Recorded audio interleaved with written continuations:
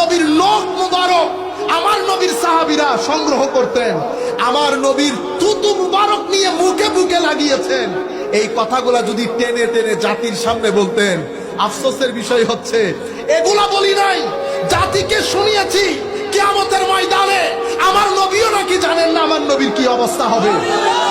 আমাদের সাথে আমার ভাইরা, জামাতের ভাই হোক, কওমি ঘরানার ভাই হোক, আল্লাহর ইজ্জতের কসম করে বলতেছি, কোন ব্যক্তি সম্পর্কে আমার অন্তত আমাদের উস্তাদরা আমাদেরকে যেটা শিখিয়েছে, কারো ব্যাপারে আমাদের কোনো বিদ্বেষ নাই, কিন্তু ভিতরে মনোকষ্ট লাগে।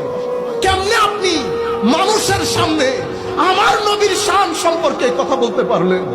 আমার নবীও জানে না। যদি নবী না জানে তো আসা আইয়াবা আসাকা রব্বুকা মাকামান মাহমুদা, এই আয়াত আমার নবীর উপর নাজিল হয় নাই? আমার নবীকে আল্লাহ বলছে অনতি বিলম্বে আমার পাশে মাকামে মাহমুদ সাজিয়ে রাসূল আমি আপনাকে বসাবো।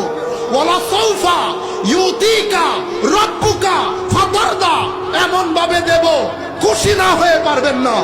শেষ আমার আল্লাহ যখন কোরআন খতম করছে, শেষে বলছেন হাবিব ইন্না আতাইনা কাল কাউসার, যাকে আমার নবী আমার আল্লাহ সাহেবে কাউসার করেছেন, সেই রাসূলের শানে আপনি লাখ মানুষের মাজমার মধ্যে বলতেছেন আমার নবীও বলে জানেন না আমার নবীর কি হবে।